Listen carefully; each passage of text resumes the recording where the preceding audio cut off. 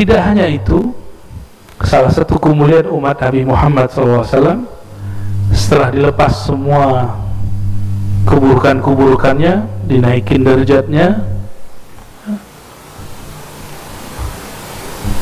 dijadikan syahadat setelah wudu sebab masuk surga. Syahadah ba'dal wudu, syahadat setelah wudu adalah mahar masuk surga.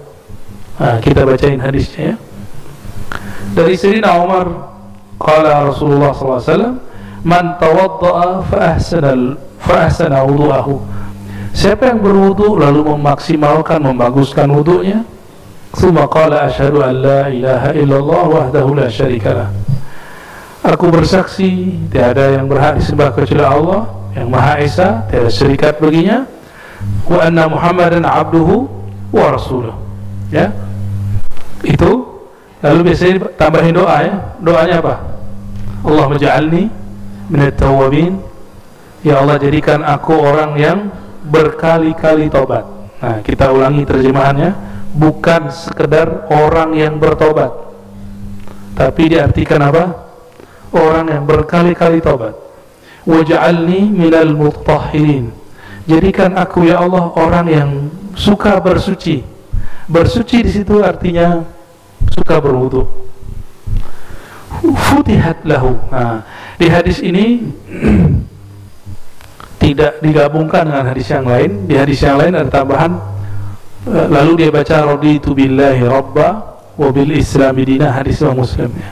Dikatakan di hadis ini, siapa yang baca syahadat dan doa ini, futihat lahu abwabul jannah, dibukakan bagi dia pintu surga ats-tsamaniyah, yang pintu surga itu ada 8. Jadi surga itu pintu di sini bukan pintu yang kita pahami, tapi maksud gerbang besar. Nah, nanti di gerbang itu ada tempat-tempat orang masuk. Yadkhuluha min ayyiha syaa. Dia boleh masuk dari 8 pintu besar itu, boleh pilih mana saja. Kalau kita lihat-lihat, kok bisa ya? Oh, ternyata wudu itu adalah asal semua ibadat. Kenapa? Kalau kita nggak wudu, sah nggak sholatnya? Orang nggak wudu baca Qur'annya nikmat gak? Orang nggak wudu ngajinya pun nggak fokus. Ya, orang yang tidak wudu juga tidak diperkenankan tidak sempurna dia melakukan manasiknya. Ya, jadi wudu itu boleh disebut aslu kulli ibadatin karena dia isinya bertaharah, bersuci. Ini tentang wudu. Jadi wudu itu apa saja kata Sayyid Muhammad? Wudu itu mensucikan manusia setiap anggotanya. Cuma di sini tidak disebutkan satu rahasia, ya, karena ada yang membid'ahkannya.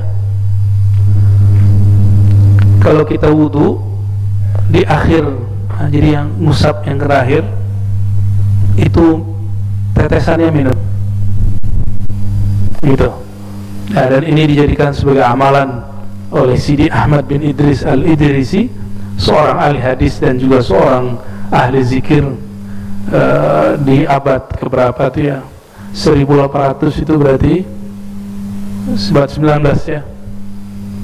Beliau mengajarkan salah satu cara untuk mengurangi porsi syaitan dalam diri.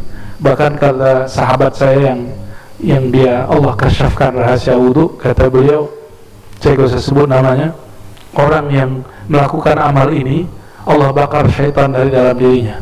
Wallahu a'lam bishawab. Mungkin saja ya. Nanti dicobain Pak. Kalau wudu, usapan yang ketiga jangan pertama. Kalau yang pertama yang keluar apa? Kotoran, dosa. Yang ketiga itu sudah cahaya. Jadi yang ketiga terakhirnya baru di sisa aja sih. Gitu. Gosok kemudian diambil, enggak. Itu namanya minum air keran.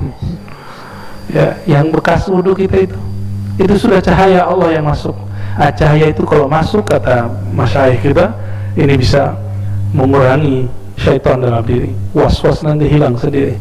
Ya, jadi obat orang was-was wudu itu air wudunya sendiri.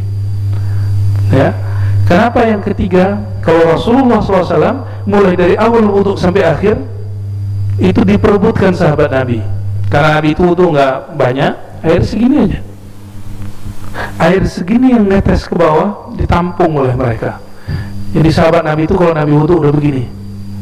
Kita mungkin hidup zaman sekarang kalau nggak benar cara membaca hadis, nggak benar baca akidah, sok-sok ahli tauhid seperti yang muncul hari ini, mungkin kita bilang ini Muhammad nih musyrik, sahabat-sahabat Muhammad musyrik, nggak jadi ikut Muhammad, pasti gitu. Nanti antum akan begitu kalau ketemu Imam Mahdi, masa Mahdi begini gitu. Ya, seperti itu Abu Jahal, Abu Lahab. Ya, dia lihat kok gini amat ya umat Nabi Muhammad ini kepada Nabi Muhammad. Ya, nggak terima mereka nggak terima.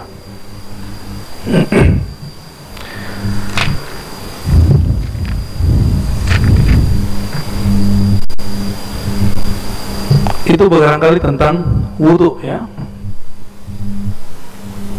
Kita lanjut atau pertanyaan? Lanjut. Oke. Fadlul adzan wa syaraful muadzinin. Salah satu keutamaan umat Nabi Muhammad SAW secara khusus, kalau yang kemarin yang umum ada pada azan. Ini belum masuk sholat nih. Ada pada azan dan muazzinnya. Azan dan muazzinnya.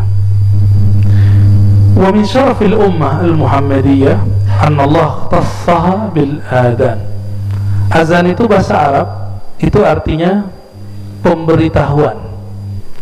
Satu akar kata dengan uzun, telinga. Azan itu memberitahukan ke telinga orang. Kalau ke telinga pakai suara atau pakai merem? Pakai suara ya. Maka azan nggak bisa pakai batin. Saya azan batin nggak bisa, mesti azannya pakai suara. Maka dulu ada sahabat ya, namanya Abdullah bin Zaid, mimpi tata cara azan. Jadi Nabi itu nggak mau ngajarin azan langsung, tapi Nabi ingin cek sahabat-sahabatnya dapat ilham nggak. Jadi sahabat-sahabat itu dilibatkan di dalam cara untuk beribadah sosial, karena sholat azan itu ibadah sosial. Maka diberilah dua sahabat mimpi ketemu malaikat dan diajarkan cara azan. Dalam hadis Imam Abu Daud disebutkan dalam babul kitabul azan bahwa ada malaikat mengajari Abdullah bin Zaid cara azan, lalu disetor ke Nabi. Jadi tiap pagi mereka setor mimpi ke Rasulullah SAW. Jadi sahabat itu pengalaman rohani disetor ke Nabi. Coba mana ada majelis begitu hari ini? Majelis hari ini setor ke ustadz apa? Paling jelek-jelekin orang. Ya, itu amalannya gitu. Sibuk sama amalan orang aja. Nggak ada yang sibuk dengan pengerekaman rohaninya. Ya, kalau orang dulu di zaman sahabat Nabi, mereka beramal, disuruh Nabi beramal, itu nggak hanya sholat, tapi juga ada koneksi batin.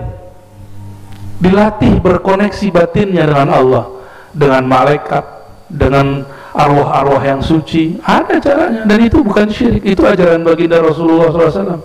Makanya Nabi itu doyan ke kubur malam-malam lagi. Coba antum bayangin kalau ada ustadz hari ini ngajak ke kuburan malam-malam, gimana? Berani ya? Pasti orang bilang itu ustadz kuburiyun. Ente berani nggak ngomong gitu ke Rasulullah SAW? Ya, Rasulullah itu malam-malam Sayyidah Aisyah tidur, keluar dari rumah, kan dekat, jalan sedikit beberapa ratus meter udah nyampe di Baqi. Kalau Nabi kemudian seperti berdialog dengan ahli kubur. Nabi suka begitu. Nah, itu disebut dengan berkoneksi dengan kubur. Maka Nabi mengeluarkan satu kalimat, zurul kubur fa innaha tudzakirul maut. Ziarahilah kubur karena dia bisa memutus cinta kamu dari dunia, yaitu mengingat kematian. Orang semakin dia cinta dunia, semakin gelap cahaya wajahnya. Mau dia sudah belajar zikir sekian ribu tahun, itu iblis. Iblis 18.000 tahun dia belajar zikir, latihan zikir, gelap wajahnya. Sampai hari ini wajah iblis itu gelap, padahal sudah pernah berzikir 18.000 tahun.